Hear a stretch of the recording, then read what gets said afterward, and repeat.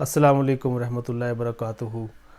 صلو علی الحبیب، الصلاۃ والسلام علیکہ یا رسول اللہ وعلی آلکہ و اصحابکہ یا حبیب اللہ، الصلاۃ والسلام علیکہ یا شفیع المذنبین وعلی آلکہ و اصحابکہ یا رحمۃ للعالمین۔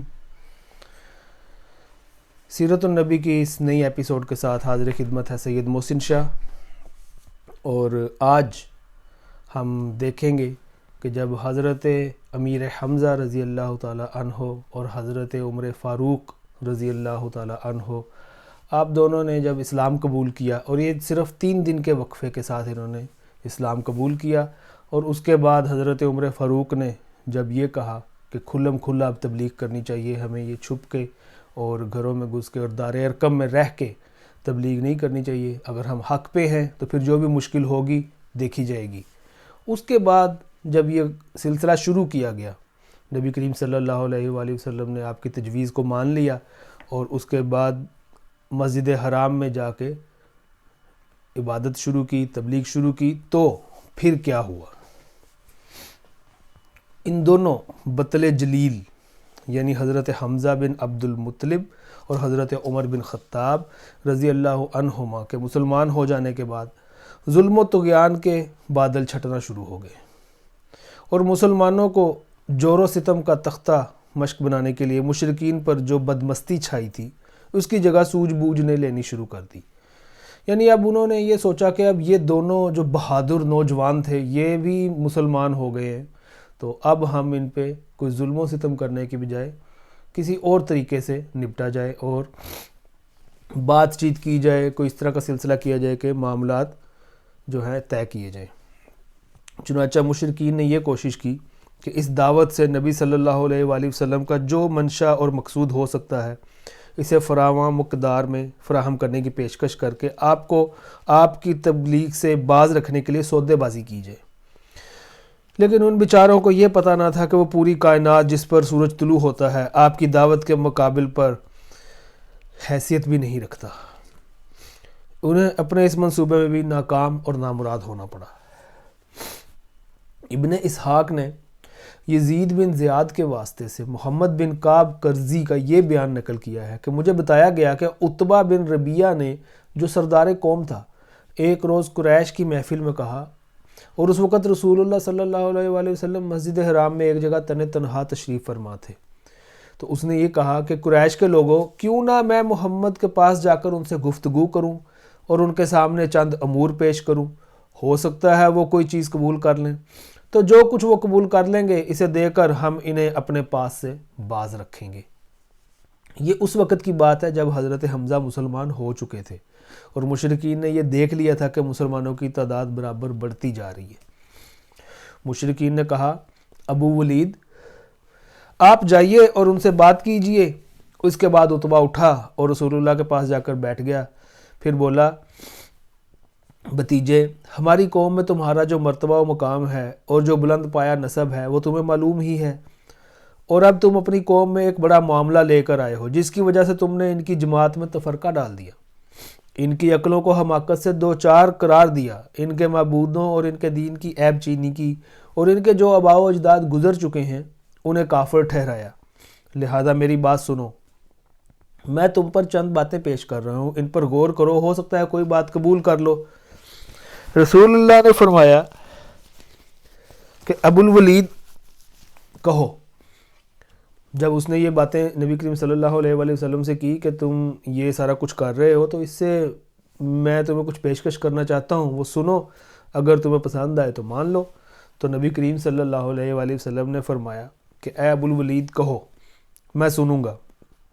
ابو الولید نے کہا، بھتیجے، یہ معاملہ جسے تم لے کر آئے ہو، اگر اس سے تم یہ چاہتے ہو کہ مال حاصل کرو تو ہم تمہارے لیے اتنا مال جمع کر دیتے ہیں کہ تم ہم میں سب سے زیادہ مالدار ہو جاؤ۔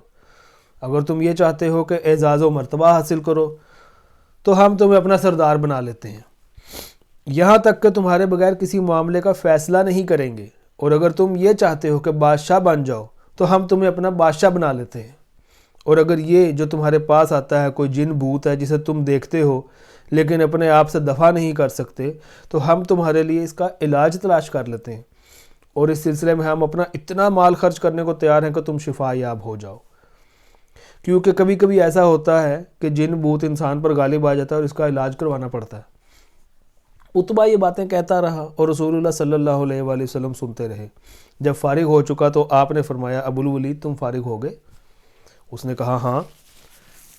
آپ نے فرمایا اچھا اب میری سنو. اس نے کہا ٹھیک ہے سنوں گا. آپ نے فرمایا بسم اللہ الرحمن الرحیم حامیم. یہ جو 26واں سپارہ جہاں سے شروع ہوتا ہے سرکار نے ان آیات کی تلاوت کی اور اس کا جو ترجمہ ہے قرآن پاک کا وہ یہ ہے حامیم یہ رحمان و رحیم کی طرف سے نازل کی ہوئی ایسی کتاب ہے جس کی آیتیں کھول کھول کر بیان کر دی گئی ہیں. عربی قرآن ان لوگوں کے لیے جو علم رکھتے ہیں بشارت دینے والا اور ڈرانے والا ہے. لیکن اکثر لوگوں نے اعراض کیا اور وہ سنتے نہیں. کہتے ہیں کہ جس چیز کی طرف تم ہمیں بلاتے ہو اس کے لیے ہمارے دلوں پر پردہ پڑا ہوا ہے. رسول اللہ آگے پڑھتے جا رہے تھے اور عتبہ اپنے دونوں ہاتھ پیچھے زمین پر ٹیک لگا کے چپ چاپ سنتا جا رہا تھا. جب آپ صلی اللہ علیہ وآلہ وسلم سجدے کی آیت پر پہنچے تو آپ نے سجدہ کیا. پھر فرمایا ابو الولید تمہیں جو کچھ سننا تھا سن چکے، اب تم جانو اور تمہارا کام جانے. عتبہ اٹھا اور سیدھا اپنے ساتھیوں کے پاس آیا. اسے آتا دیکھ کر مشرکین نے آپس میں ایک دوسرے سے کہا خدا کی قسم ابو الولید تمہارے پاس وہ چہرہ لے کر نہیں آ رہا جو چہرہ لے کر گیا تھا. پھر جب ابو الولید آ کر بیٹھ گیا تو لوگوں نے پوچھا ابو الولید پیچھے کی کیا خبر ہے؟ اس نے کہا پیچھے کی خبر یہ ہے کہ میں نے ایک ایسا کلام سنا ہے کہ ویسا کلام واللہ میں نے کبھی نہیں سنا. خدا کی قسم وہ نہ شعر ہے نہ جادو نہ کہانت. قریش کے لوگوں میری بات مانو اور اس معاملے کو مجھ پر چھوڑ دو. میری رائے یہ ہے کہ اس شخص کو اس کے حال پر چھوڑ کر الگ تھلگ بیٹھ جاؤ. خدا کی قسم میں نے اس کا جو قول سنا ہے اس سے کوئی زبردست واقعہ رونما ہو کر رہے گا. پھر اگر اس شخص کو عرب نے مار ڈالا تو تمہارا کام دوسروں کے ذریعے انجام پائے گا، اور اگر یہ شخص عرب پر غالب آ گیا تو اس کی بادشاہت تمہاری بادشاہت اور اس کی عزت تمہاری عزت ہوگی اور اس کا وجود سب سے بڑھ کر تمہارے لیے سعادت کا باعث ہوگا. لوگوں نے کہا ابو الولید خدا کی قسم تم پر بھی اس کی زبان کا جادو چل گیا. عتبہ نے کہا اس شخص کے بارے میں میری رائے یہی ہے، اب تمہیں جو ٹھیک لگے کر لو. ایک دوسری روایت میں یہ بھی مذکور ہے کہ نبی صلی اللہ علیہ وآلہ وسلم نے جب تلاوت شروع کی تو عتبہ چپ چاپ سنتا رہا. جب آپ اللہ تعالیٰ کے اس قول پر پہنچے پس اگر وہ روگردانی کریں تو تم کہہ دو کہ میں تمہیں عاد و سمود کی کڑک جیسی ایک کڑک کے خطرے سے آگاہ کر رہا ہوں. تو عتبہ کانپتا ہوا کھڑا ہو گیا اور یہ کہتے ہوئے اپنا ہاتھ رسول اللہ صلی اللہ علیہ وآلہ وسلم کے منہ پر رکھ دیا کہ میں آپ کو اللہ کا اور قرابت کا واسطہ دیتا ہوں کہ ایسا نہ کریں. اسے خطرہ تھا کہ کہیں یہ ڈراوا آن ہی نہ پڑے. اس کے بعد وہ قوم کے پاس گیا اور مذکورہ گفتگو ہوئی. تو یہ عتبہ جو تھا عتبہ بن ربیعہ وہ نبی کریم صلی اللہ علیہ وآلہ وسلم کے پاس گیا اور آ کے اس نے یہ ساری باتیں کی. نبی کریم صلی اللہ علیہ وآلہ وسلم کو آفرز کی مختلف، لیکن آپ نے آگے سے قرآن پاک پڑھ کے سنایا تو وہ واپس اپنی قوم کے پاس جا کے کہتا ہے کہ جی یہ جو باتیں ہیں یہ ہماری سمجھ سے بالاتر ہے، نہ یہ شاعری ہے نہ یہ کوئی جادو ہے، کچھ بھی نہیں ہے، تو لہذا اس کو ان کے حال پہ چھوڑ دیا جائے. اب حضرت ابو طالب نے بنی ہاشم کو اکٹھا کیا. بنی ہاشم یہ وہ پورا قبیلہ جس میں جو قریش کا یہ قبیلہ تھا جس میں مختلف قبائل جن کا پہلی قسطوں میں ذکر ہو چکا ہے. تو یہ بنی ہاشم جو تھے یہ سب سے معزز قبیلہ تھا. بنی ہاشم اور بنی مطلب ان دو قبیلوں کو حضرت ابو طالب نے جمع کیا.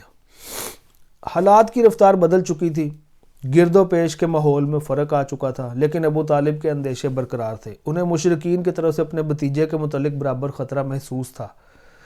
وہ پچھلے واقعات پر برابر غور کر رہے تھے. مشرکین نے انہیں مقابلہ آرائی کی دھمکی دی تھی، پھر ان کے بھتیجے کو عمارہ بن ولید کے عوض حاصل کر کے قتل کرنے کے لیے سودے بازی کی کوشش بھی کی تھی. ابو جہل ایک بھاری پتھر لے کر ان کے بھتیجے کا سر کچلنے اٹھا تھا. عقبہ بن ابی معیط نے چادر لپیٹ کر گلا گھونٹنے اور مار ڈالنے کی کوشش بھی کی تھی.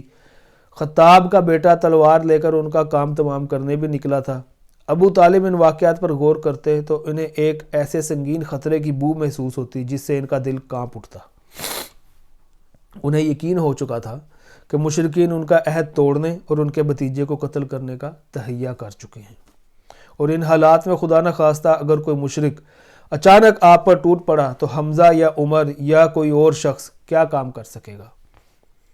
مثلا جس طرح نبی کریم صلی اللہ علیہ وآلہ وسلم اکیلے جب عبادت کرنے جاتے تھے مسجد الحرام میں، تو حضرت ابو طالب کو یہ خطرہ تھا کہ یہ جو حرکات پیچھے ہوئی ہیں، اگر کوئی اچانک اس طرح کا حملہ پھر ہو گیا اور کوئی بات ہوگی تو کوئی کچھ نہیں کر سکے گا۔ تو حضرت ابو طالب کے نزدیک یہ بات یقینی تھی اور بہرحال صحیح بھی تھی، کیونکہ مشرکین اعلانیہ رسول اللہ صلی اللہ علیہ وآلہ وسلم کے قتل کا فیصلہ کر چکے تھے، اور ان کے اسی فیصلے کی طرف اللہ تعالیٰ کے اس قول میں اشارہ ہے کہ اگر انہوں نے ایک بات کا تہیہ کر رکھا ہے تو ہم بھی تہیہ کیے ہوئے ہیں۔ اب سوال یہ تھا کہ ان حالات میں ابو طالب کو کیا کرنا چاہیے۔ انہوں نے جب دیکھا کہ قریش ہر جانب سے ان کے بھتیجے کی مخالفت پر تل پڑے ہیں، تو انہوں نے اپنے جد اعلیٰ عبد مناف کے 2 صاحبزادوں ہاشم اور مطلب سے وجود میں آنے والے خاندانوں کو جمع کیا اور انہیں دعوت دی کہ اب تک وہ اپنے بھتیجے کی حفاظت و حمایت کا جو کام تنہا انجام دیتے رہے ہیں، اب اسے سب مل کر انجام دیں۔ ابو طالب کی یہ بات عربی حمیت کے پیش نظر ان دونوں خاندانوں کے سارے مسلم اور کافر افراد نے قبول کی۔ البتہ صرف ابو طالب کا بھائی ابو لہب ایک ایسا فرد تھا جس نے اسے منظور نہ کیا، اور سارے خاندان سے الگ ہو کر مشرکین قریش سے جا ملا اور ان کا ساتھ دیا۔ یہ ابو لہب وہی ہے جس کے بارے میں اللہ تعالیٰ نے قرآن پاک میں سورہ لہب میں ذکر کیا کہ ٹوٹ جائیں ابو لہب کے ہاتھ، اور پھر حمالۃ الحطب وہ اس کی بیوی کا ذکر ہے۔ تو اس طرح اللہ تعالیٰ نے جو نبی کریم صلی اللہ علیہ وآلہ وسلم کے مخالف تھے ان کا خاتمہ بھی کیا اور ان کو ان کا مزہ چکھایا۔ تو یہ حضرت ابو طالب کا جو کردار تھا نبی کریم صلی اللہ علیہ وآلہ وسلم کی حفاظت کرنے میں، اور خاندانی غیرت کی وجہ سے بھی آپ یہ چاہتے تھے کہ آپ کو کسی طرح کی جو ہے وہ گزند نہ پہنچے، آپ کو کوئی نقصان نہ پہنچا سکے، تو اس لیے آپ نے پھر پورے بنو ہاشم اور بنو عبد مطلب جو عبد مناف کے بیٹے تھے ان کے آگے جو قبائل تھے وہ سارے قریش کو جمع کر کے تو حضرت ابو طالب نے بلایا اور ان سے یہ کہا کہ اب جو یہ سلسلے چل رہے ہیں اس میں محمد صلی اللہ علیہ وآلہ وسلم کی حفاظت کا جو ذمہ ہے وہ ہم دونوں پورے قبائل پہ بنتا ہے۔ تو سب نے قبول کیا سوائے ابو لہب کے۔ آج کا ہمارا یہ سلسلہ جو ہے وہ یہاں پہ ختم ہوتا ہے۔ انشاءاللہ اگلی ایپیسوڈ میں میں حاضر خدمت ہوں گا، اور آپ نے اگر یہ چینل ہمارا سبسکرائب نہیں کیا تو اس کو سبسکرائب کر لیں اور بیل آئیکن پہ کلک کر دیں تاکہ نئی آنے والی ویڈیوز جو ہیں وہ آپ کو مل سکیں۔ السلام علیکم ورحمۃ اللہ وبرکاتہ۔